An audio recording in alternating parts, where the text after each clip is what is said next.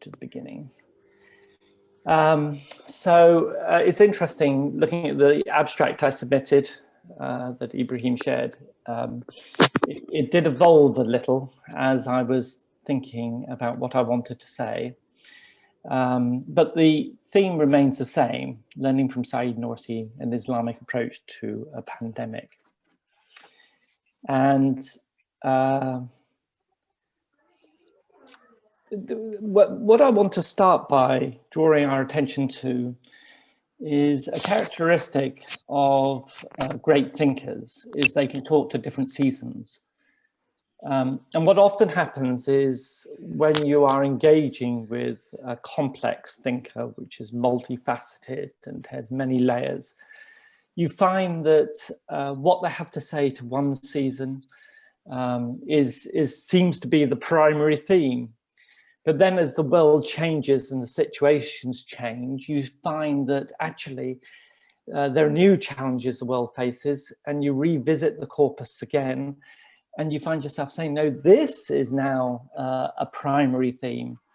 And I'm very struck with the truth that the reflections of Benjusim and Saeed Nursi have already worked for two contrasting seasons, and now we're in a third.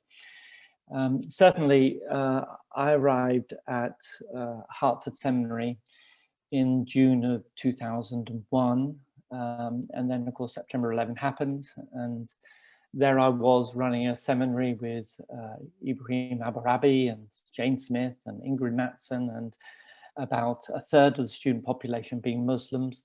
And Saeed Nursi's advocacy for jihad of the word was a very crucial message in that time, because one challenge that America faced was Islamophobia. It continues to face that. And what the world needed to be introduced to was that Islam is a diverse tradition, and there isn't just one approach. And therefore, you have in Saeed Nursi a person who argues that resorting to violence is actually indicative of a lack of self-confidence in Islam. And if you are really self-confident about the truth and veracity of Islam, then you don't need to resort to violence, because Islam embodies a rationality and a set of arguments that are compelling and beautiful and attractive. And therefore, the work of Muslims is the jihad of the word. And that became, for a season, the primary theme. And then as the world changed again, and we had the emergence of the Islamic State in Iraq and Syria from 2006 to 2013, there we saw Saeed Nursi's political reflections as he navigated Ataturk, and the way in which he advocated for a faithful witness as a Muslim in a pluralist democratic state, or in a secular state. That was an important part of the Risale-i Nur and the themes of that text, which were needed then. But when you find yourself in a global pandemic, you reread the Risale-i Nur and you find something new and different in the text. Now, I don't need to remind us all of the reality of what we're living through. I'm very conscious that Turkey is going through a difficult season now. It is, the virus is a reminder that you can't build walls against viruses. The human family is indeed interconnected. And we've got to recognize that and honor that. As of April 2021, over 3 million people have died worldwide, of which 38,000 are in Turkey. And of course, we've all seen the way in which nation states have been forced to respond. Entire countries have closed down all economic activity. So as a result, unemployment soared. In 2020, over 114 million people lost their jobs. Now, the consequences of this pandemic are severe and significant. And there is so much that is still being discovered as we analyze exactly what does it mean for people to become, in very real ways, isolated and lose that connection of, in some cases, family, certainly friends, certainly work colleagues, and certainly all those civic organizations that give meaning to life. Everything from a reading of the Risale-i Nur, I imagine has been difficult, all the way through to Rotary societies in the United States, or, you know, all these churches, all these mechanisms of coming together have been eroded. And I think there is a very real sense in which we are coping with a global anxiety. The newspaper, The Economist, writes, "In a world paralyzed by death, survivors are everywhere. ICU patients who face the horror of COVID-19 firsthand, doctors and nurses who cared for them, relatives forced to mourn over WhatsApp and Zoom, families who lost their livelihoods. Mental health professionals say that no single event since the Second World War has left so many people in so many places traumatized at once." I mean, just personally, my father died in February, and I was hoping to make 2 trips to the UK in 2020. Both got cancelled because of the pandemic.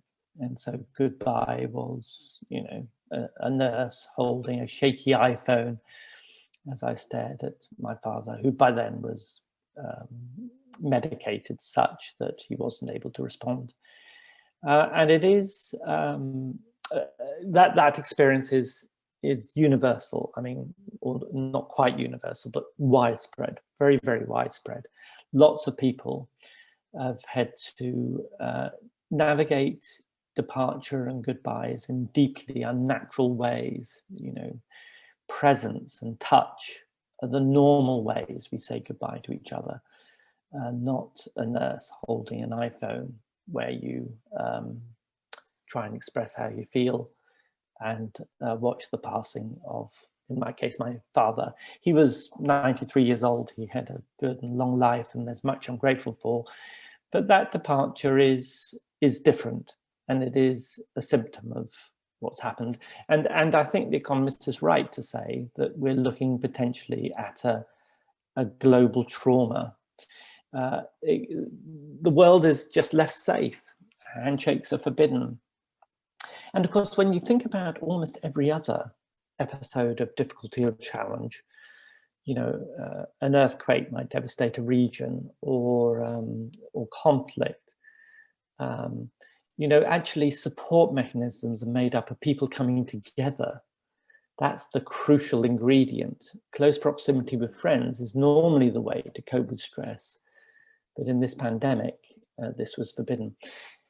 What might the impact be? Well, of course, we don't know. But again, The Economist does write, during the severe acute respiratory syndrome, SARS, outbreak in Hong Kong in 2003, nearly 40% of the population experienced increased stress. 16% showed signs of trauma, and only 25% believed they were very likely to survive if they contracted the disease, even though the death rate was around 10% of people infected.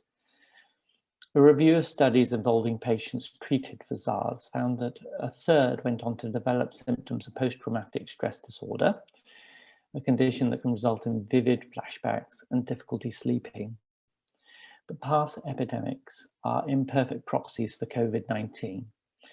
Its unprecedented reach across the globe and into nearly every aspect of life makes it more like a world war.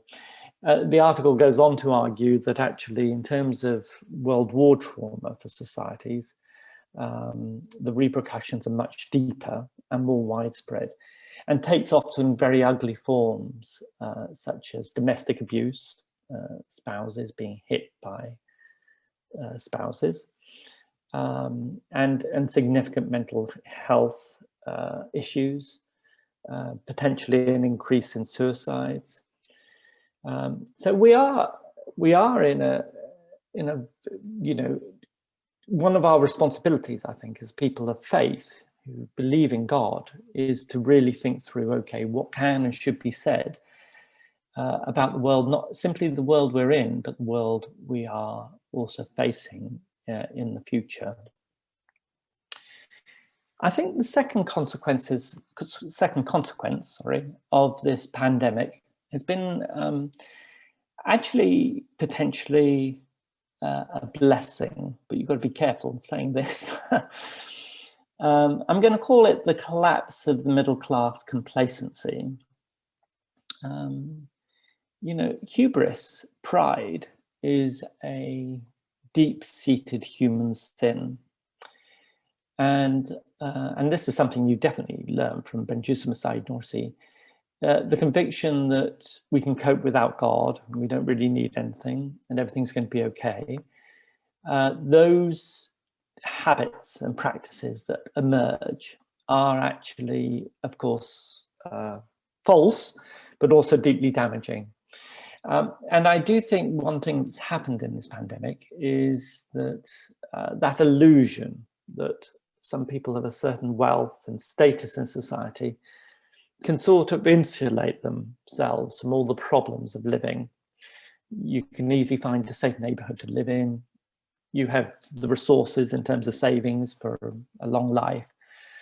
And then the assumption is that everything in the end is going to be fine.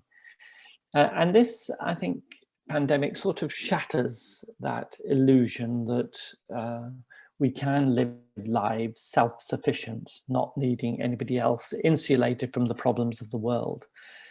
This pandemic brings it very, very close to home, that viruses are no regard or respecter of wealth or power, or, you know, they just, viruses will inhabit anybody it can find. It'll turn any human being into a host for the virus. And therefore there is that shared humanity that we have with all people.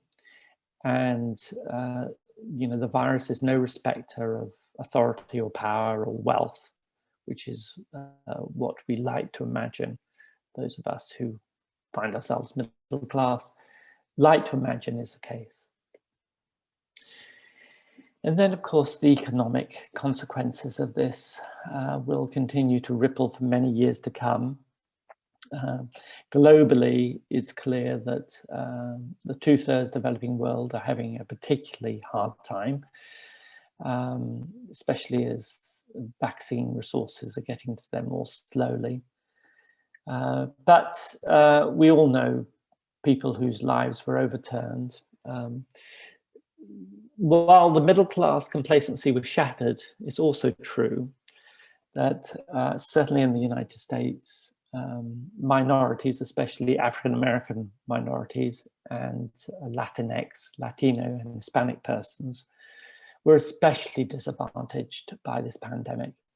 And that's partly because they work in professions where you can't remote work.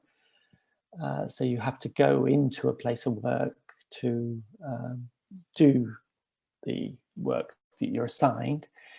And it's partly because they often live in intergenerational homes, more densely populated, in neighborhoods which are more densely populated.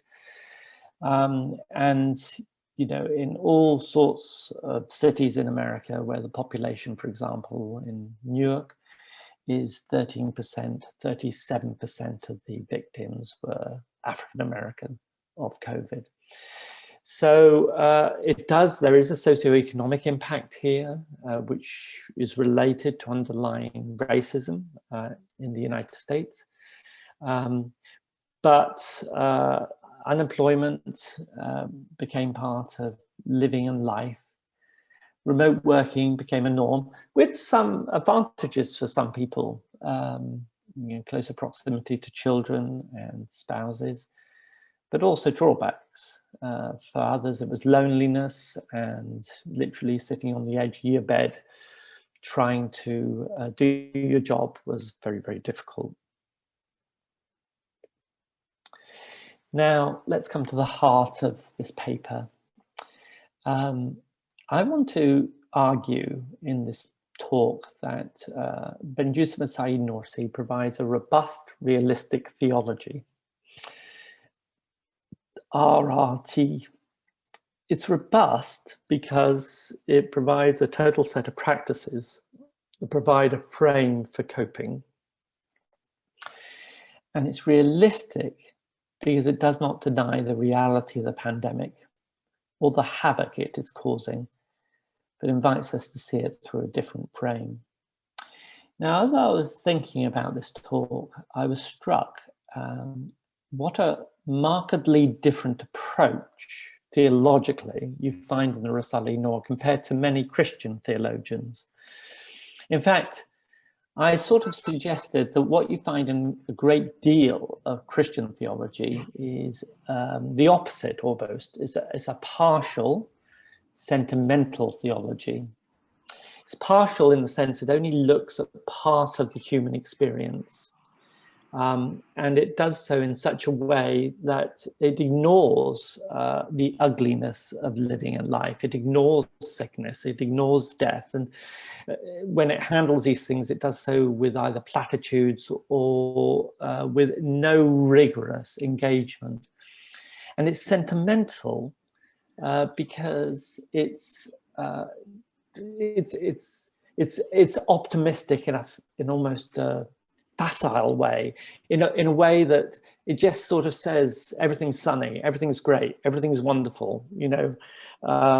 So the denial of the hard elements of living runs parallel with a sort of superficial optimism about how to navigate it.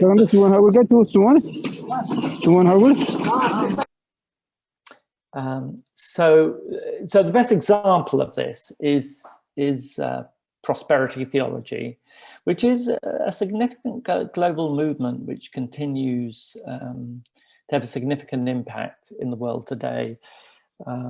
Certain Pentecostal preachers are propagating it in places like Africa and South America. Prosperity theology emerged in the 1950s in the United States, and what it sort of argued was, if you have faith in God, then God will deliver both security and prosperity. And you find that the very popular preacher out of Houston, Joel Osteen, is a good example of a sort of modified version of prosperity theology. It is a theology that is partial because it ignores the reality of illness and suffering, and it's sentimental in the sense that it's overly optimistic. It promises everybody that if you just come to church, and in particular give to your church, then you will find yourself that God rewards you 200 times over with every gift you make. Therefore, it's a good investment. And you will be healthy, and you will be well, and everything will be fine, and you will be happy. And even more mainstream Christian theologians, what I'm calling here liberal theology, tends to sort of play down the reality of sickness and death and pandemics and talk about it not as God in any real sense causing any of this, but it is just a side consequence of the creation. You find, for example, in the writings of John Hick, that John Hick, the Presbyterian philosopher of religion, who's now in glory, he actually argues that illnesses are part of the conditions that make the planet work. God's not directly responsible for any illness or for any pandemic or for any virus, but it's the side consequences of the structures of creation that are responsible for that. I want to label both of those approaches a partial sentimental theology. In other words, it's only looking at part of the experience of humanity, and it's overly optimistic. And that contrasts markedly with the robust realism of Bediüzzaman Said Nursi. I do think that one aspect of Benjusim and Saeed Nursi's thought that I find as a Christian always very compelling and attractive to read is the deep piety as he writes about prayer.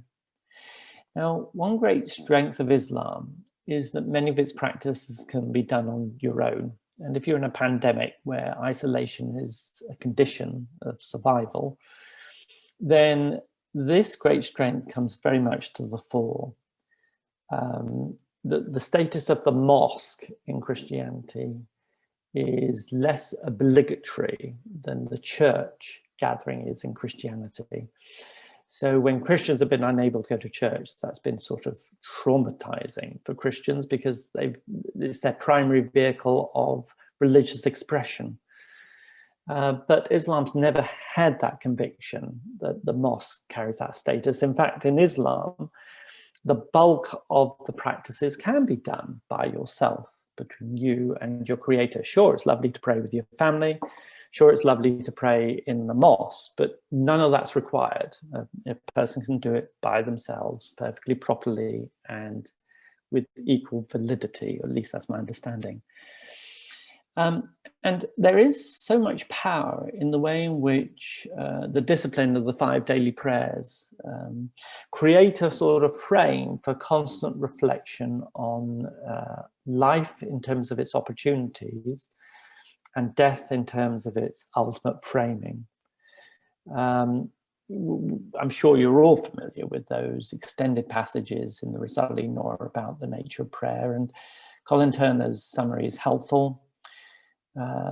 Through the times of the canonical prayers, man is thus reminded of his true nature as a being who is born, who matures and ages, and whose eventual demise means that he is dispatched to the darkness of the grave, only to be brought back to life with the dawn of a new but very different day.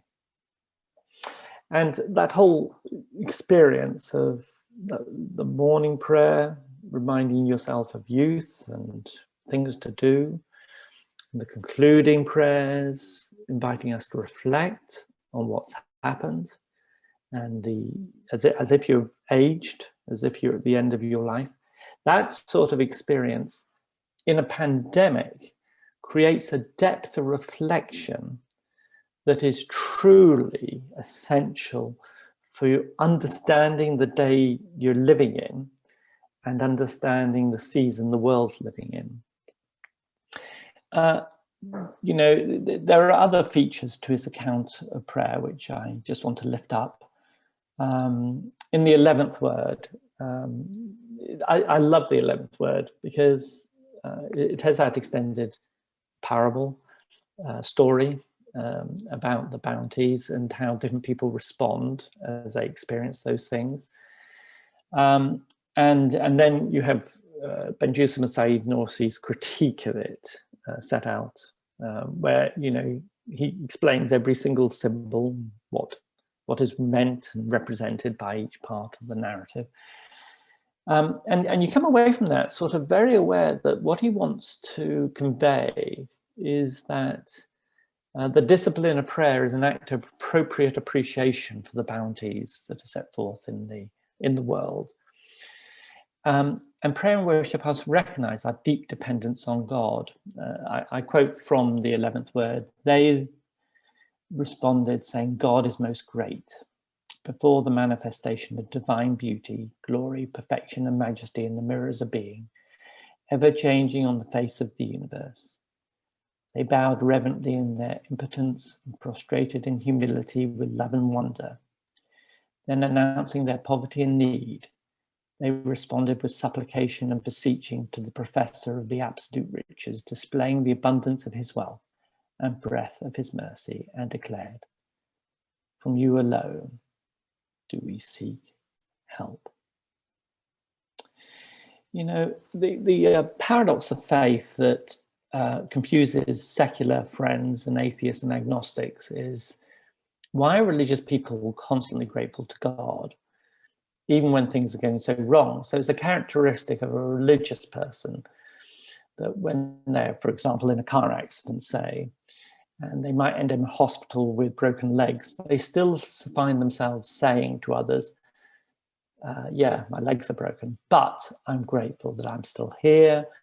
I'm grateful for the doctors and nurses. Right. So why, the skeptical friend says, why are you grateful to God when God could have just stopped the car accident in the whole first place and prevented the whole thing happening? And of course, the interesting thing about that reaction is they don't quite understand what the act of thanksgiving and appreciation involves, because the starting point for the person of faith is that there's a sense in which the normal is just remarkable. You know, having two arms, having two legs, these are gifts. And therefore, if you're deprived that gift for a season, well, you're pleased you've still got all the other gifts that God's already given you.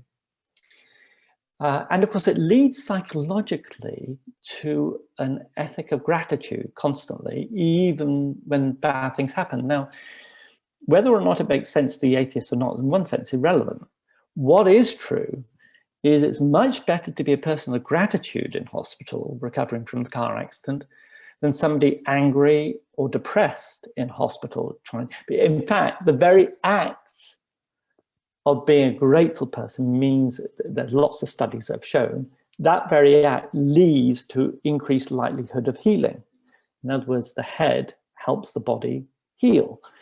And so when the head's in a good place, the body also gets better faster. So, you know, so what Nursi invites us into constantly is, and the discipline of prayer invites us into, is that we learn to deeply appreciate everything all the time. You know, one sin of the pandemic that is exposed, I think, for humans, is the sin that for too long, we just take the normal for granted. For too long, we take gathering with friends for granted. We take shaking hands for granted. We take having baklava available for a dessert at a family gathering for granted. We take walking for granted. We take travel for granted. We take everything for granted. We didn't ever realize that this was a palace full of bounties to whom we should be constantly grateful. And so therefore, in the very discipline of prayer, says Benjusim and Said Nursi, we are instructed and we see that gratitude is a fundamental human response to what God has provided. The second practice I want to highlight, which I think is important, is the practice of fasting. Now, I will acknowledge that Hakam very kindly sent me Colin Turner's little booklets, which were very helpful, and I've used his translations from the Risale-i Nur here. The practicing of fasting, as you know, is a fundamental practice in Islam. It all depends on the branch of Christendom you belong to, as the extent to which Christians will do it. Some branches are pretty good, other branches less so. But in Islam, it is fundamental. And of course, this very act of depriving oneself of what one could have is a key part of the discipline. This Nursi writes, God Almighty created the face of the earth in the form of a banquet table, using that lovely image which he uses elsewhere, covered with bounties, each of them coming from whence he does not expect. In arranging this banquet, God expresses the perfection of his lordship, as well as his mercy and compassion. Since we are enmeshed in a world of cause and effect and veiled by forgetfulness, the reality of this situation is often lost on us. Do you know, I just want to pause on that sentence. You know, that is exactly what so many humans were like before the pandemic. We were enmeshed in a world of cause and effect and veiled by forgetfulness. And therefore the reality of this situation, namely it's actually a banquet table covered with bounties, provided by God in his mercy and compassion, that reality is lost on us. And that was our pre-pandemic state. But during the month of Ramadan, however, people believe suddenly take on the stance and demeanor of a well-organized army. As sunset approaches, they act as though they've been invited to the pre-eternal monarch's feast. So the very act of depriving yourself of food, among other things, during the course of the day, and then suddenly you're invited afresh to enjoy the bounties on the table. Waiting patiently and worshipfully for the command, step forward and help yourselves. The mercy of the Lord is compassionate and universal, and they respond to it with worship that is orderly, elevated, and comprehensive. Do you think that those who do not worship in this way and who are unwilling to participate in such a feast deserve to be called human? It is so. For Benjamin Nursi, it's a fundamental part of our humanity that we create this underlying disposition that recognizes how extraordinary the normal is. Now, that is grounded in the practice of prayer, daily prayer, and in the practice of fasting. You're reminded afresh of the miracle and privilege of consumption by deliberately denying yourself. And then because you've denied yourself, you sit at the end of the day ready to be re-invited to the banquet table. Fasting creates a disposition of gratitude. Nursi writes, fasting in Ramadan is thus the key to true, sincere, comprehensive, and universal gratitude. This is because at other times of the year, most people who are relatively well off do not realize the value of the bounties they receive, since they do not experience real hunger or true need. Those whose stomachs are full, especially if they're rich, do not understand the bounty there is in a single piece of dry bread. When the time to break the fast arrives, however, a believer's taste buds testify that dry bread is one of God's most precious and very valuable bounties. During Ramadan, everyone from king to beggar expresses a kind of gratitude through understanding the true worth of those bounties. Do you know, when you read that, and it hits all the bases, it challenges that sort of, what I've suggested should be called the middle-class complacency, because both king and beggar express a gratitude. It is, that most people who are relatively well off do not realize the value of the bounties they receive, since they do not experience real hunger or true need. The very act of self-deprivation makes us appreciate these things. And again, it's a practice you do by yourself. Colin Turner, in his introduction to the text on translation on fasting, talks a little bit about this is one place when it really is between you and your creator. This is the space where a person makes a decision to observe a fast, and with it comes a whole set of values and attitudes to consumption that are truly a gift. So these practices of isolation create connections. They are done alone, but they create connection. And given that the pandemic was a moment when we really needed to be connected but had to be isolated, then you can sort of see the value of the practices as understood by Benjamin Nursi. It's a connection, first and foremost, with God, who is, after all, the source of everything that is, the sustainer of everything that is, the being to whom we're grateful. And of course, in Islamic understanding of those practices, there's a lot of emphasis on the very fact that you might be praying at a certain time of day, which guarantees that, God is constantly being worshipped across the globe. And fasting, during Ramadan is a practice of all Muslims. So it creates a connection with a wider family.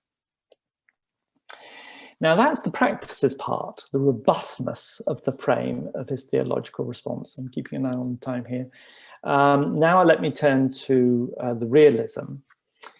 I do think that unlike the partial sentimental theology, which you find in a lot of Christian theology, Nursi is clear about these things. The believer needs to acknowledge that God's the source of the pandemic. God is responsible for individual suffering. God is something that the believer needs to hear.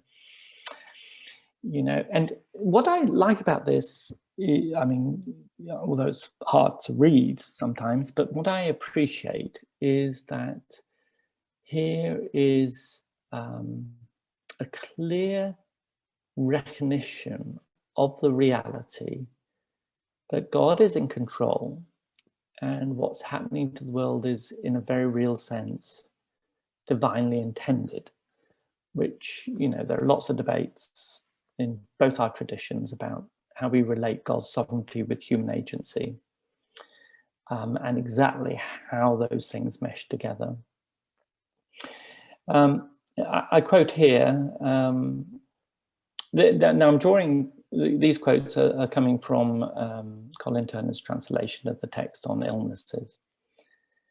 I also tell them, writes Nursi, long periods of good health and well-being can be extremely damaging because they often lead to complacency. And on account of the calamity that is continuous good health, some of your peers become neglectful of their duties. They give up on their 5 daily prayers. They forget that one day they will die, and they give no thought to God Almighty at all.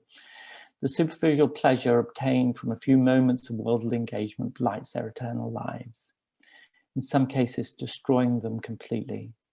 Your illness, on the other hand, opens your eyes and makes you see the grave, which you will enter in any case, and it focuses your attention on what lies beyond.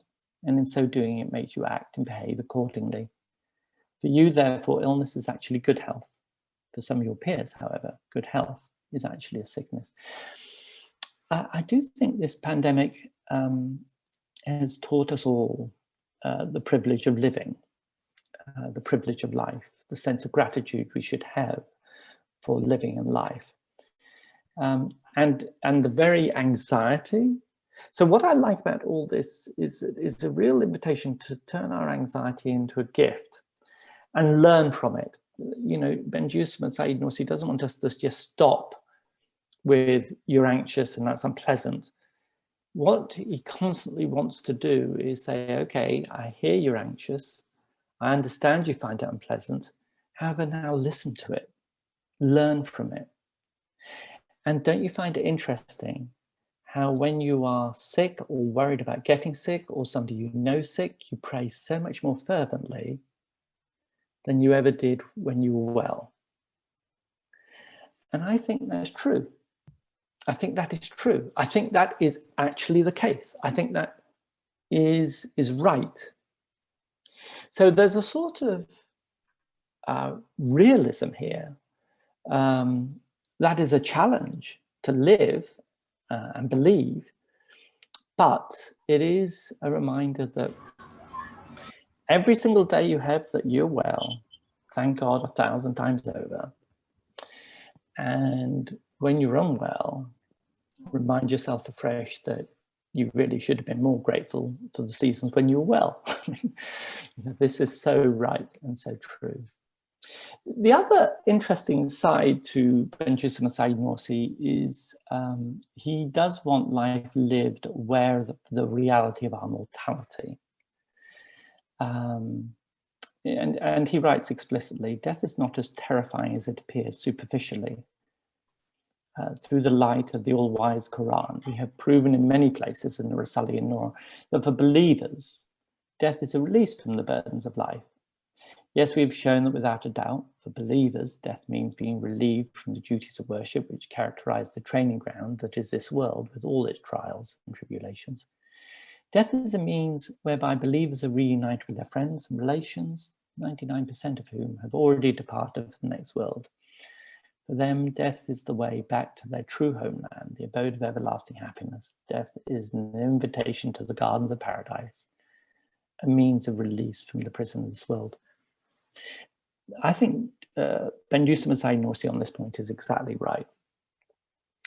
Though I think you can correlate in the history of Christian debates and perhaps Islamic ones, but certainly Christian debates, about theodicy, a direct correlation between the problem of theodicy, so the problem of how do we explain why God allows evil and suffering.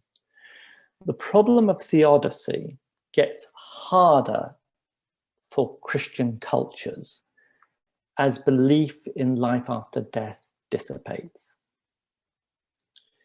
I think, I mean, you know, put it very crudely, I think with the Enlightenment into the 19th century, when people in the West could not quite work out how you can separate life from the death of the brain, once people became skeptical about life after death, the problem of theodicy became insurmountable. It just became so big.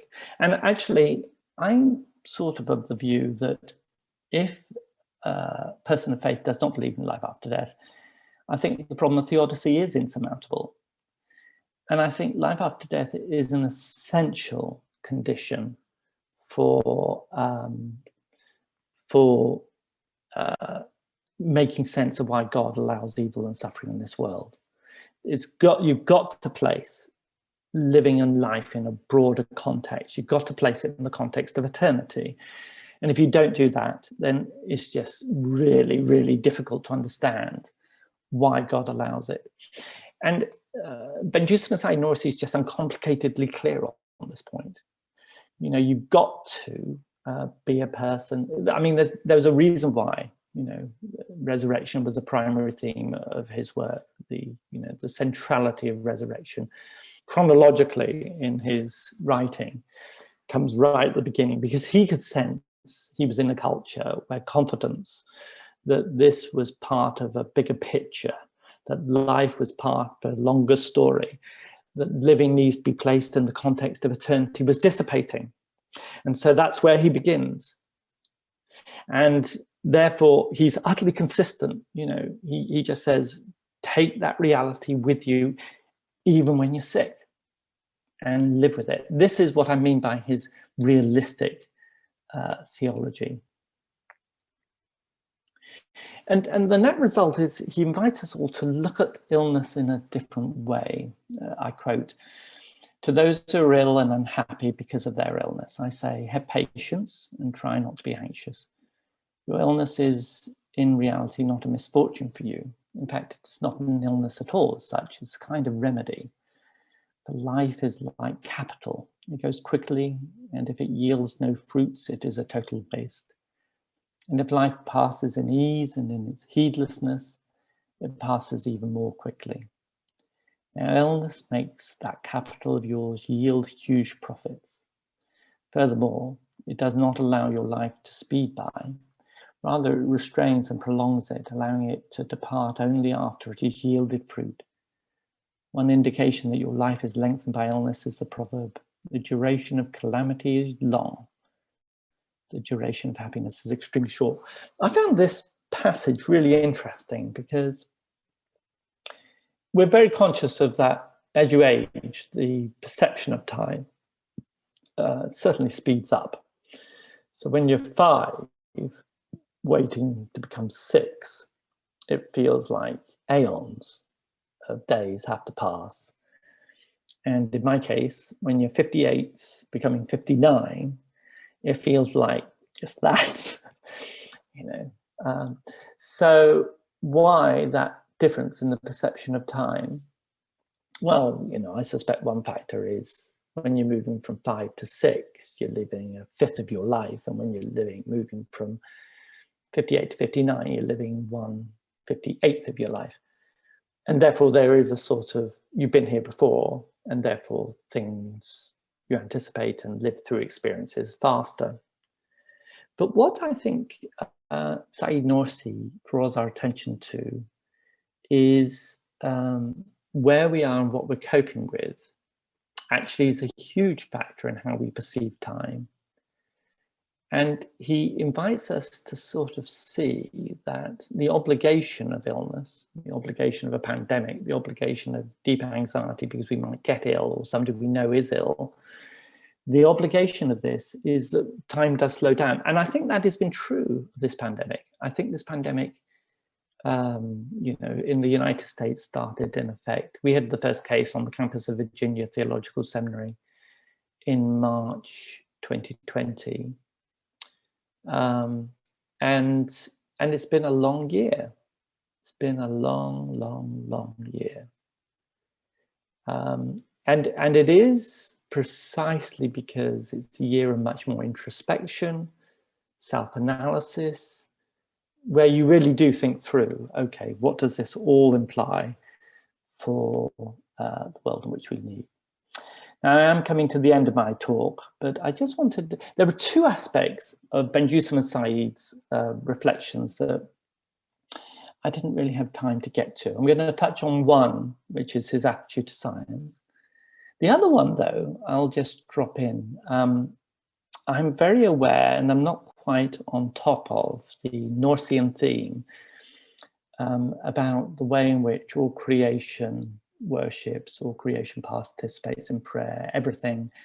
He's got these sort of layers, all divinely attuned. And I think one side to this pandemic, which I'm still trying to make sense of, is it is nature pushing back against human misuse of the environment, especially our relationships with other species. You know, we make them extinct or we destroy their, you know, if you look at the whole history of these zoonotic viruses, virus that can pass from animal to human, you know, and we've had now a whole run of them. And if you, in every case, you can tap an environmental moment of injustice where humans have made it harder for a species to survive, which has led to a virus finding a human host. And I think there's something around the Nursian understanding of the relationship of the environment and other species and everything that's in creation and humans that I suspect is illuminating here. But I couldn't get to that one. So instead, I focused on his positive attitude to science. And I think this is relevant. You know, I was thinking of the second station of the 20th word, where he talks about many scientific achievements being anticipated in the Quran. Scientific explanations are made possible by the fact that God created the world. I quote, "It is clear and self-evident that aims, purposes, instances of wisdom and benefits can only be followed through choice, will, intention, and volition, not through any other way." In other words, this is what we would call natural theology. You know, when you look at the world, the interesting thing about science, and this is what Benjusim Said Nursi entirely got, science needs to assume belief in God, because science assumes the world's orderly and explicable. And those convictions only really make sense if you believe that there is an agent of order and intention at the heart of the universe. So he stresses that. And therefore, for Benjusim Said Nursi, fidelity to the scientific record and witness is an obligation on a good Muslim. And I think one of the reasons why this is another little dimension that's important is certainly in the United States, one major theme of the season has been to question the origins of the virus and question the possibilities emerging because of the vaccine. And this, both are very destabilizing of us navigating the season and arriving at herd immunity. So let me conclude. I started by saying a sign of a great thinker is the text speaks to different moments that we're going through. And I think you did see that in respect to 9/11 and in respect to the Islamic State, Said Nursi's witness had important resources that spoke to those moments. And now I'm suggesting in respect to the pandemic. And I've really only just touched the surface of what I think's there to find. I've sort of called it a robust, realistic theology of Nursi, and that's to contrast it with primarily Christian theological responses, which I think are much weaker. I think the practices of the frame, much of that is just traditional Islamic practice and rationale for those practices, but the particular way he frames them, I think really does bring out the invitation to live your own life in such a way that you live it with an intensity that you understand both the obligation to be grateful for the normal and the capacity to be constantly reflective on the reality of mortality. That means that every day is a gift and every day is special, and you have an obligation to live life aware of that. And that runs parallel with that sort of realistic invitation to recognize that, you know, we are mortal creatures, we will die of something. Time, your perception of time changes during a pandemic and when you're sick, and these can and should be gifts and viewed as gifts.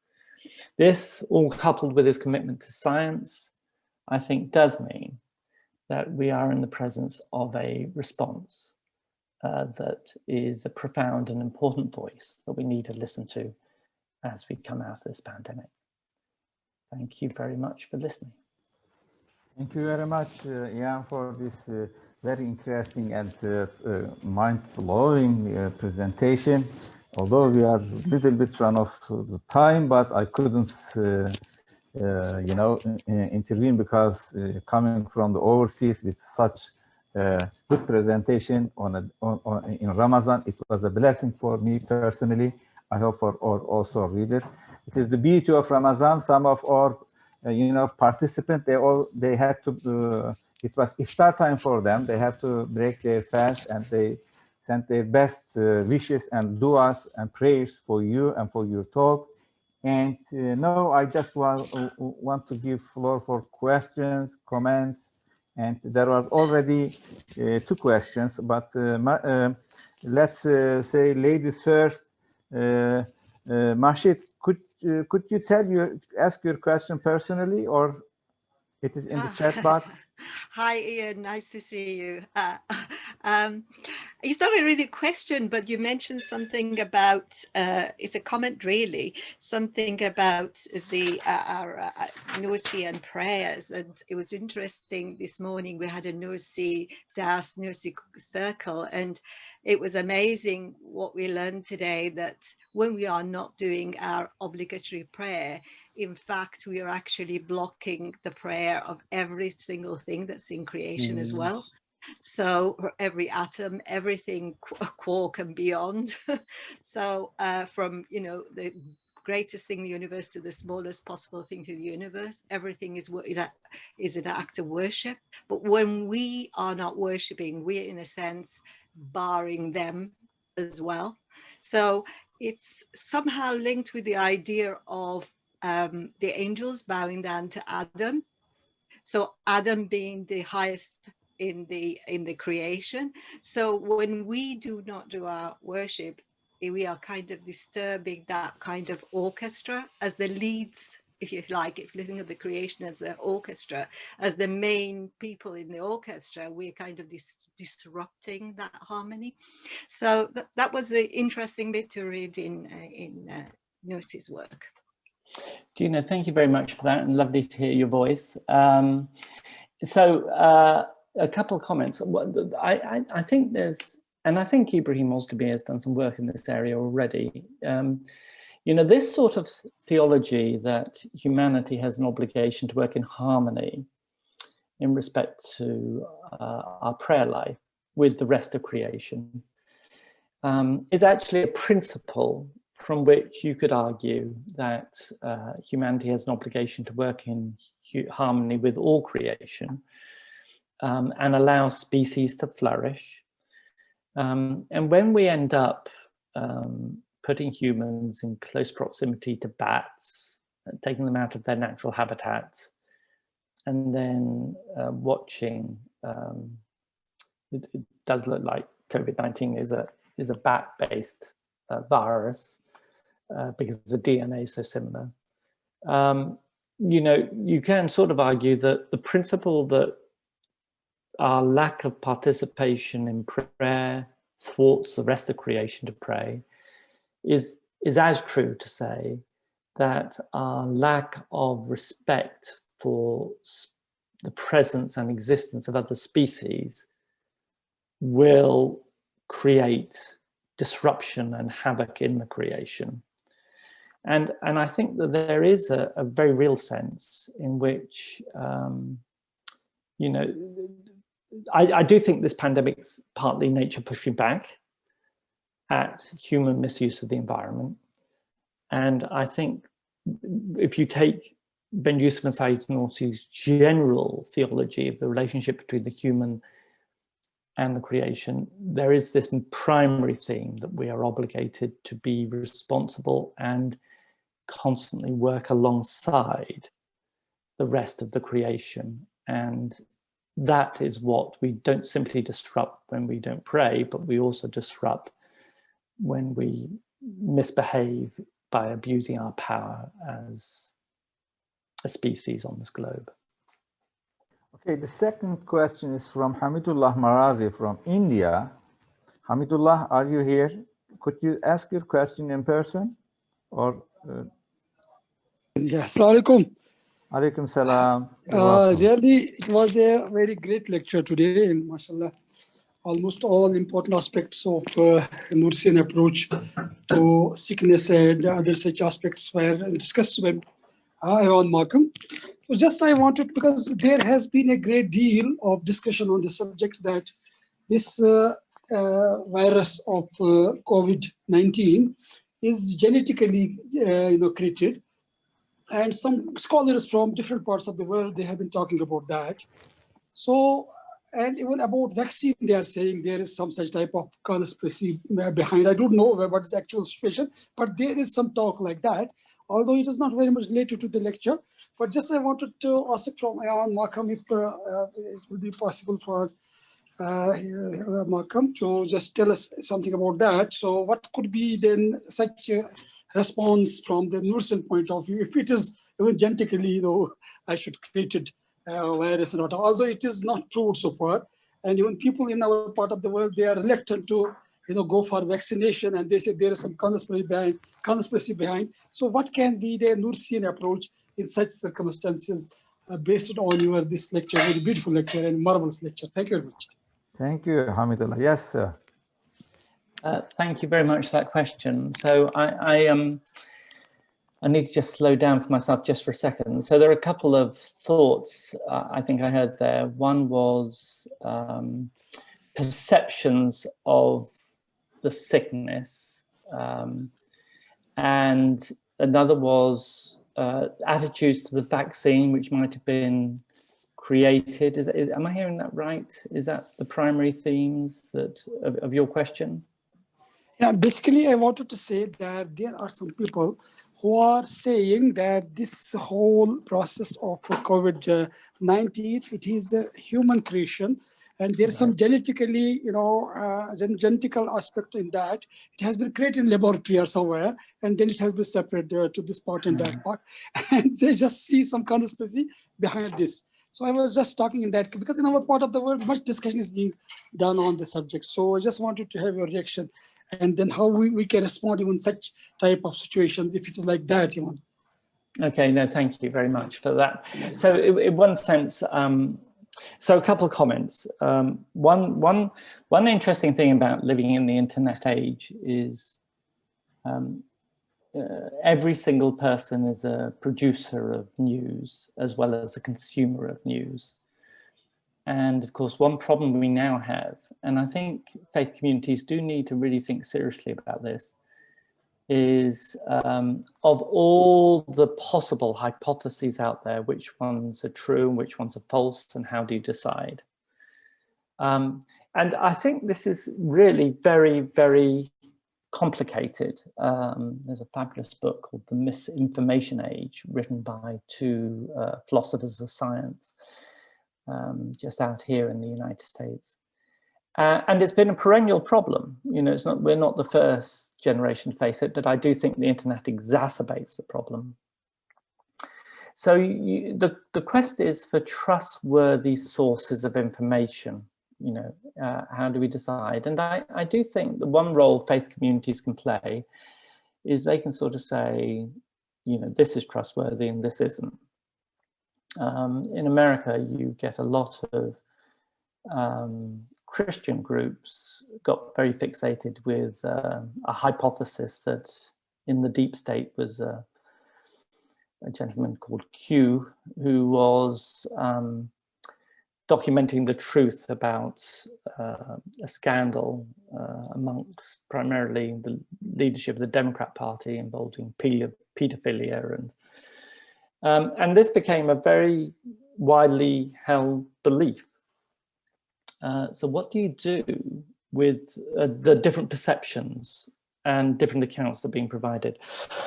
Now, you might call this rather naive. I tend to trust the Economist magazine, and I tend to trust the World Health Organization, and I do tend to trust that, you know, if I read a particular story, I check a number of other sources that I trust and decide, okay, which one's true. And therefore I am persuaded that it was not artificially created in a laboratory. It was never intended to spread in the way it did. And that studies have shown in Wuhan that it came from a market, probably primarily. That was where the initial sickness was first documented. And the genetic makeup of the virus resembles that of bats, and therefore it comes from bats. But I do appreciate that one thing we all have got to do, and I think this is something the Nur community needs to be sensitive to, is how do we create trustworthy sources of information? And that is some service that we can give each other.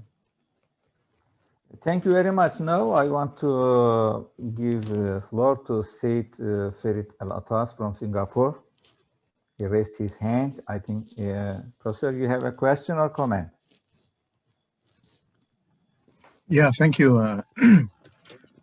Thank you for the opportunity. Just to get to the issue of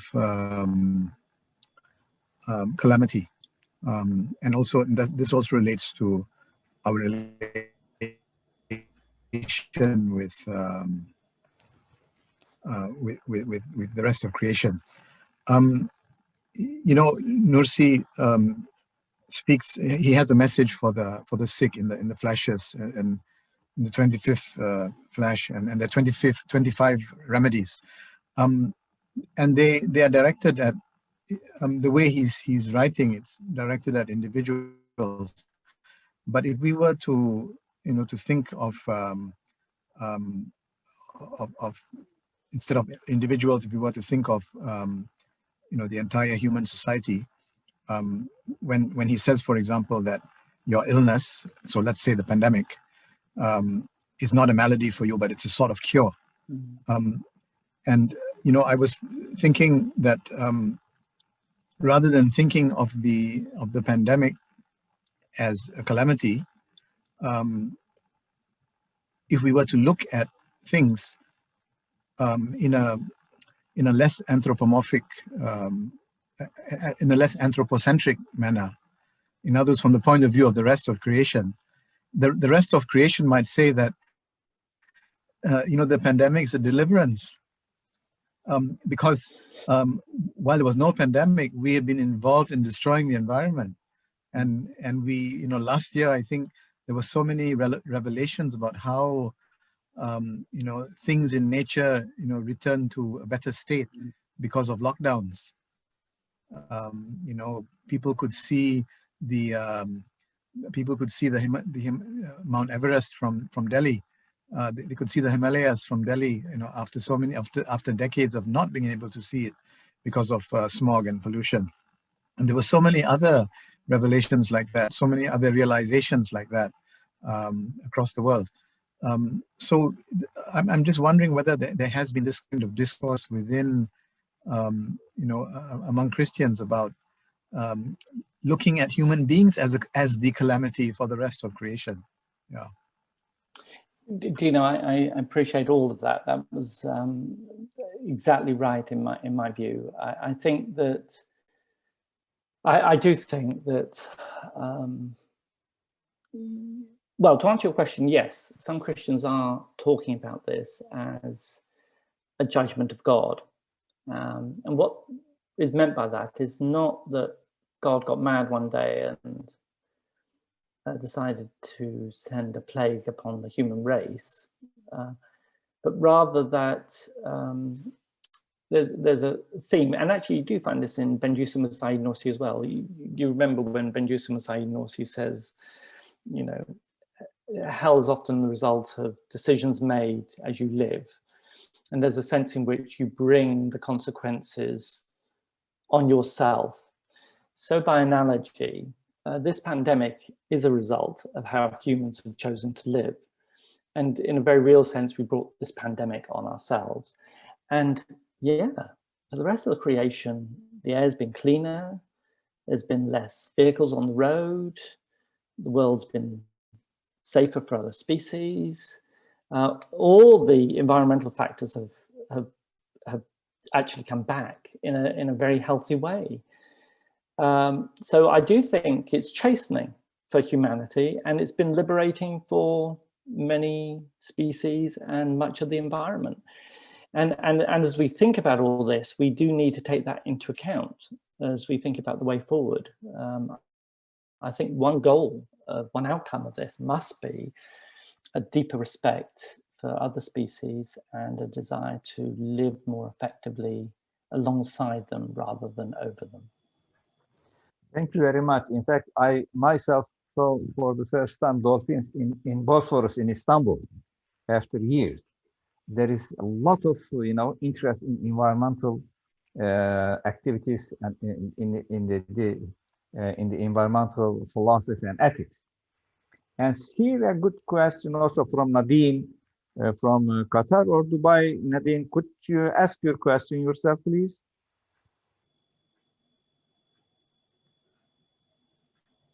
Nadine, are you with us?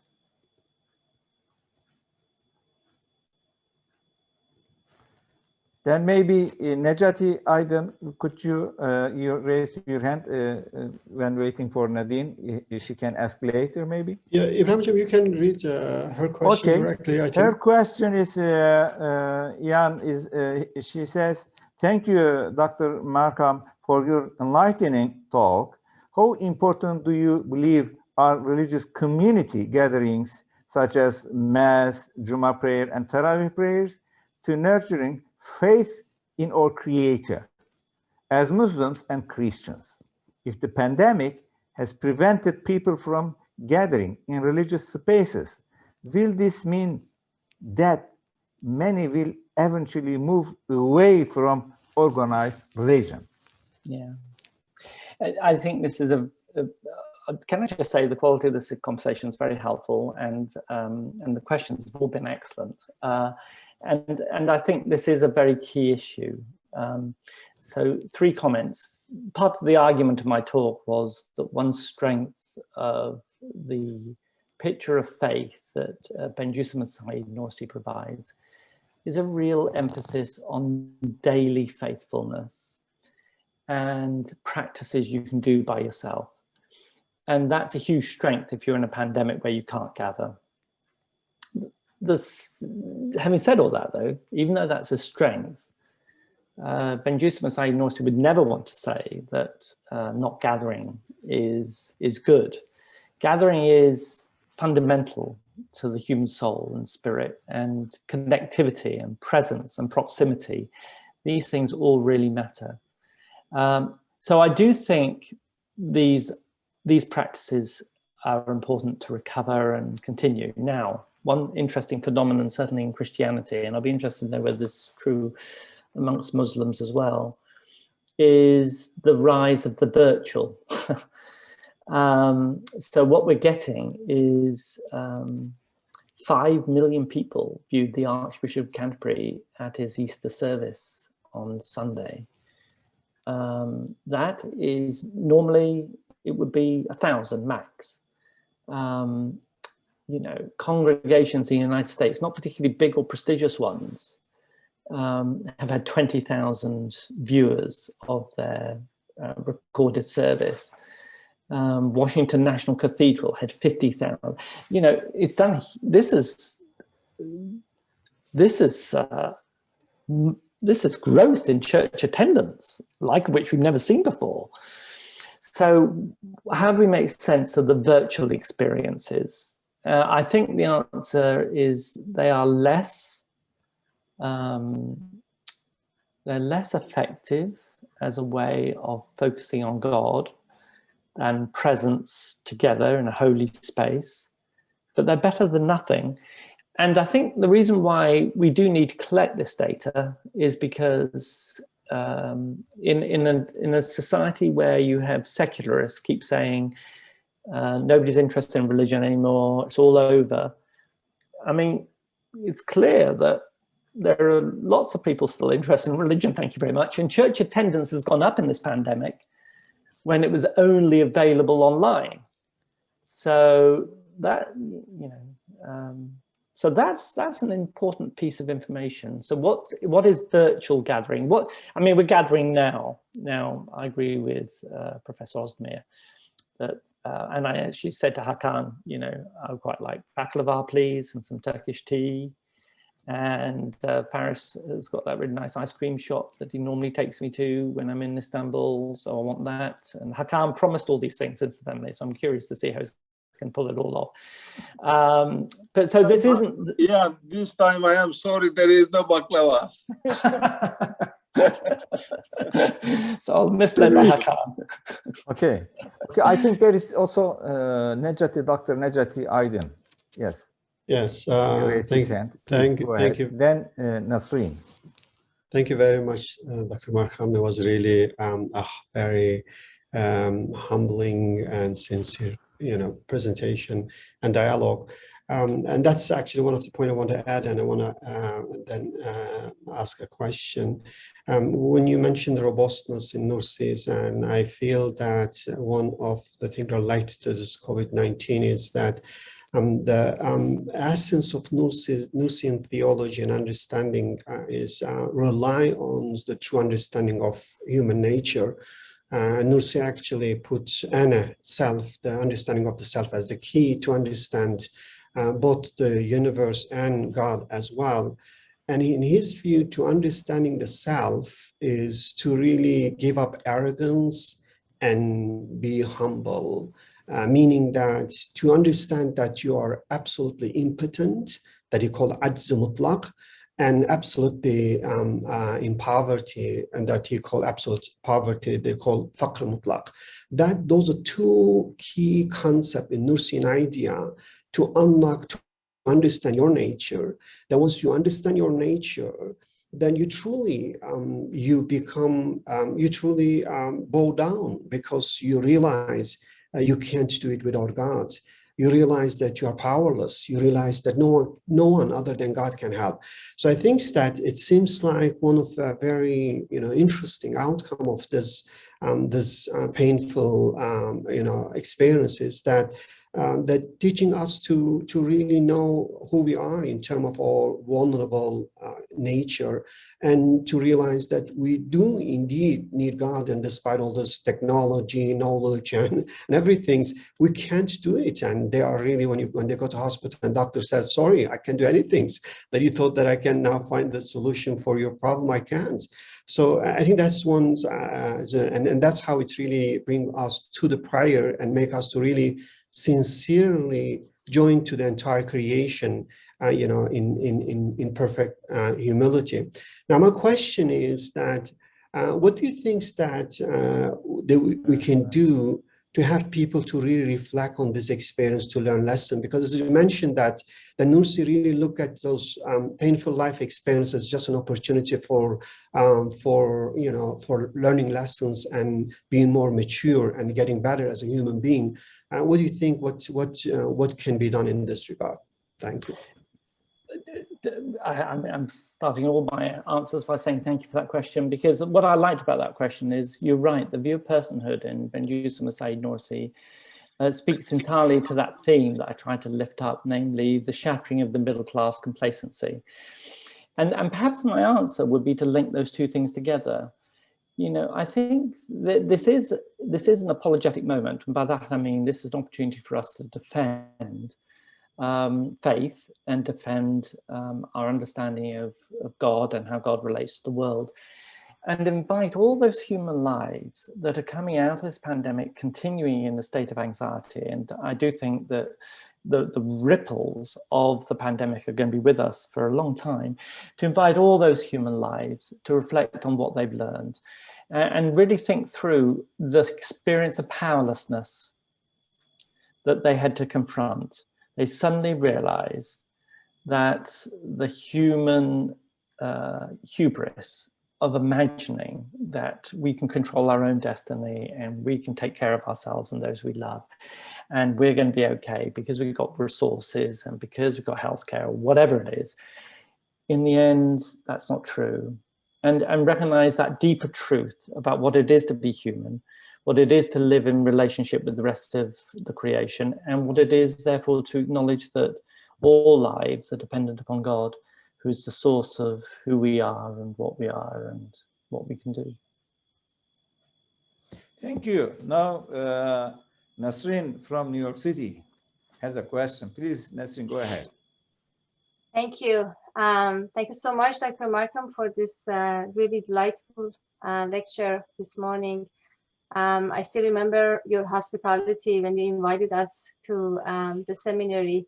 I think it was a few years ago. You know, time has passed on us this year in such a way that I can't remember. Was it 2015, 2016, I believe? So I still remember a wonderful time that I had with the rest of the team there discussing Colin's book.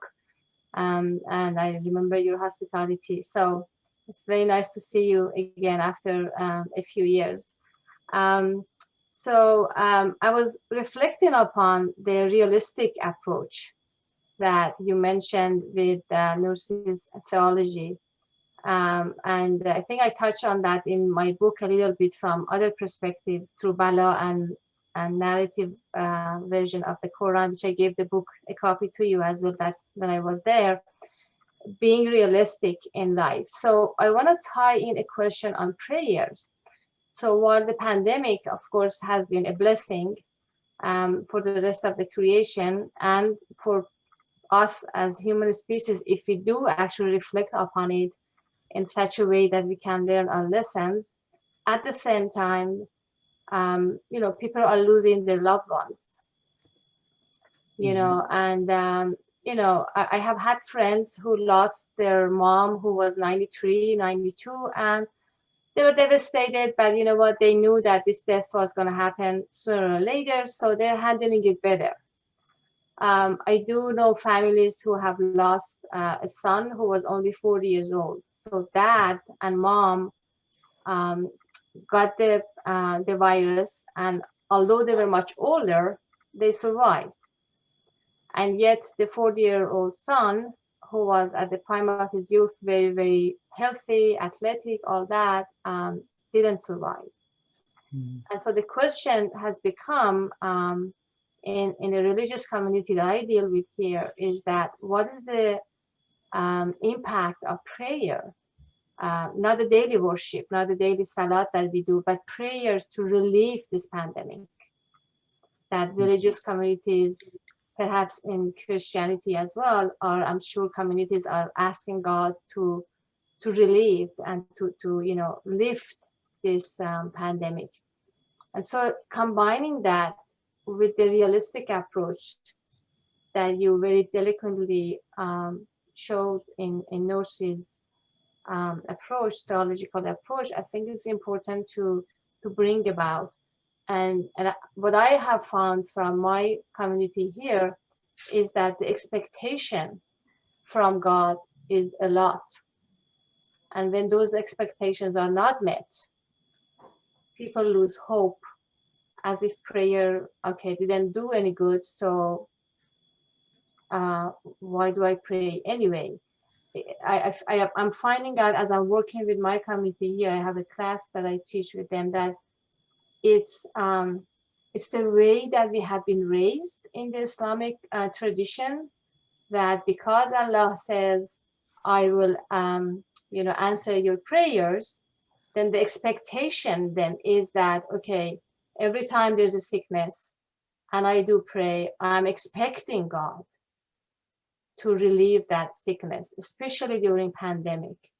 So I wonder if, I know that this is not a very direct question, I'm sorry for that. I just wanted to get your thoughts on how do you recognize, reconcile between that realistic approach and the prayer aspect when you're dealing with families who are going through this difficult time. Yeah, no, thank you very much for that question, and thank you for reminding me of that lovely occasion we had with Colin Turner's book and the opportunity to reflect on it. So I think this is an acute and sensitive, partly pastoral but also theological issue for all faith communities, whether you're Christian or Muslim. And as you know, there are a whole host of a range of answers that can be given. There's no question whatsoever that there's an obligation to pray, is true of both traditions. What's also true is that there is a promise in both traditions that prayers are answered. What's also true is that there's an understanding that the prayers are part of a relationship you have with God. God is interested in us, and therefore is deeply interested in who we are and who we're becoming and how we're handling and how we're coping. And a key part of it is, the answer to the prayer in one sense is the gift of the relationship you have with the Creator. But I in Christian theology, and I don't know whether there's a parallel in Islamic theology, there are movements, for example, the work of Keith Ward in his book Divine Action, where he would argue that God created in the creation a mechanism called prayer, which is an instrument that we're invited to use and God wants us to use, that creates space for God to work in the creation. He combines it all with, our discoveries in the new physics, that at the quantum level, there are uncaused realities at the quantum level which have deep connections across time and space, the butterfly effect and flapping its wings in one place, creating a hurricane in another. And he does want us to say that when you think about how God wants the creation to work, he really does see that prayer is part of the energy that we use in any situation. Now, none of this guarantees any particular outcome. Some people recover, some people don't. And that's where you, in the end, just step back and, just weep with the person, hold the hands with the person. I often think that sometimes the most important thing we can give in those situations is silence, and love, and just a recognition that this is excruciating pain of absence that we live through.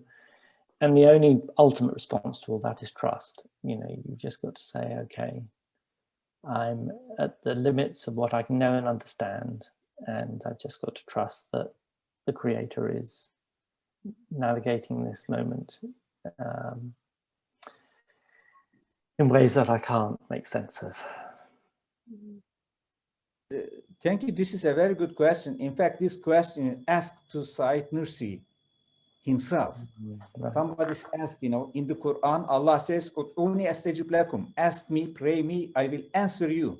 But he says, I pray, there is no answer. But Nursi used the metaphor of a patient. He says, if a patient visited a doctor and he doesn't say, or she doesn't say, give me this medicine, doctor listens to him or her, then he prescribes her or him with his knowledge as a doctor, not what he or she asks.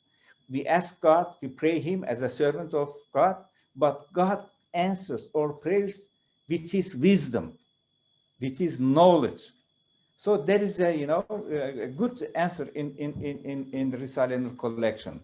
Thank you very much, Faris. Kaya Hocam, would you like to ask a question or comment? Question and comment both. And Please, thanks. Please go ahead. Yeah, thank you very much, Markham. It's a lovely talk, and I have enjoyed it a lot. Thank you very much. Many thanks for your coming all the way from DC to Istanbul. Thank you very much for inviting me. And about the comment, actually, Ibrahim commented half, but the rest of the question is answered in Nursi's writing. Right. Especially, he says that the time of this kind of calamities is time of praying.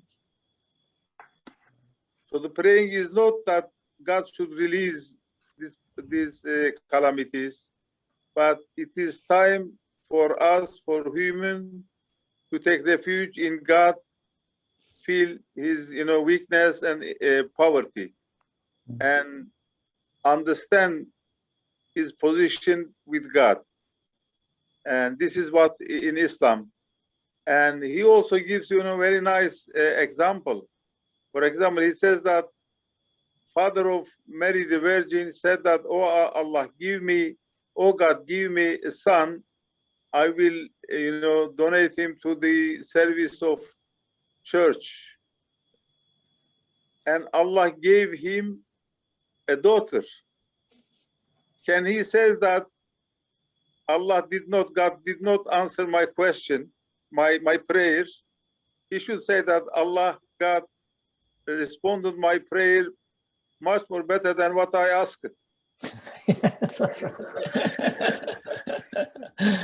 Yeah. Good answer. Yes, thank you very much. Yeah, this is what I wanted to comment. Okay. Thank you. Havanur, would you like to ask a question? You raised your hand. I saw your hand, but then you drop it. Otherwise, also our founding rector of Üsküdar University, Professor Nevzat Tarhan, is also attending this meeting, Ian. He's also with us. Also, there's Alparslan Hocam. Anybody else who wants to make a comment or a question, then because the time is up, and with the blessing of Ramadan, we have a very great meeting. Well, thank you very much, Ian. We enjoyed it a lot. And not only that, we also learned a lot, from a different perspective, what Ustaz, is offering for this. So we were so glad to see you again and listen to your seminar. Thanks. Thank you. I mean, can I just say it's been an extraordinary honor to be with you this morning. It's been a complete joy. So thank you very much. You're welcome. Any other questions or comments? Then I am officially ending the meeting.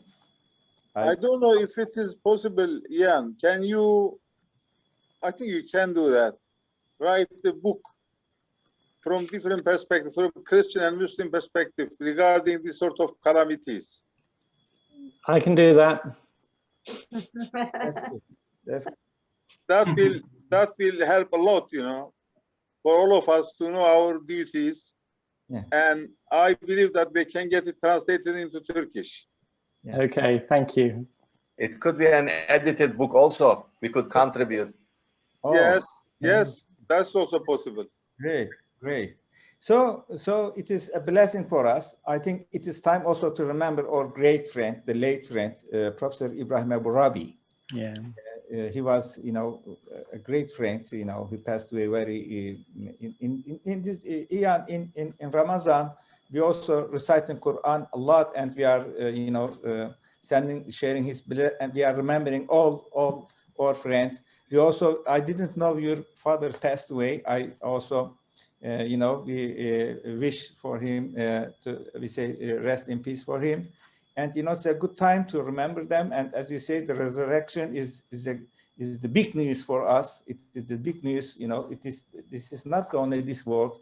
And your point, the treatise on resurrection is one of the key of Nursi's work. Is very important, I think, and this is why Nursi wrote it as the first treatise in Barla. I thank you all. Or Nevzat Hocam, would you like to say something also? I just saw you. I want to thank your presentation, Ian Markham.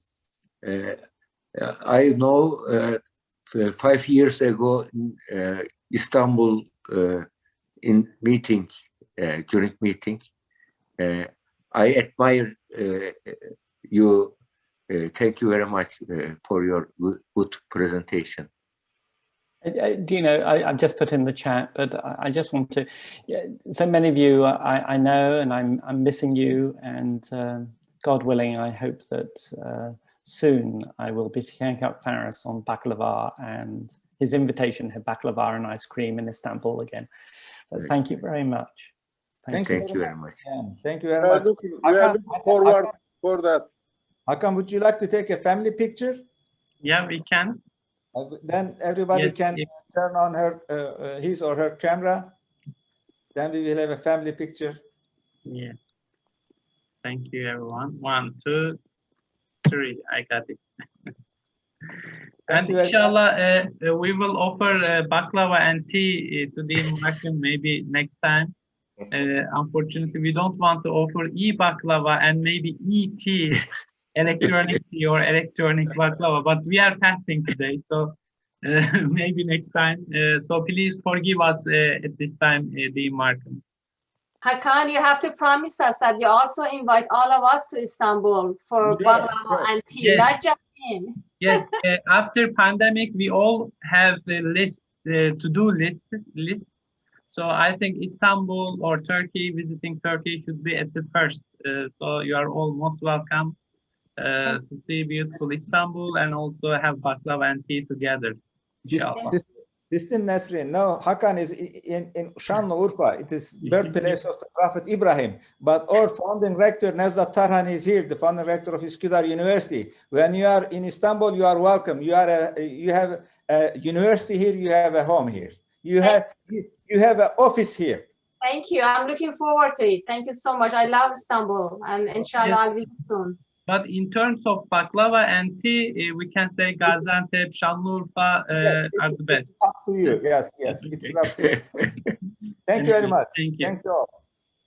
Thank you. Bye-bye. Thank you for coming. Thank you. Thank you, everybody. Thank you. Bye. Bye-bye. Bye. Bye-bye.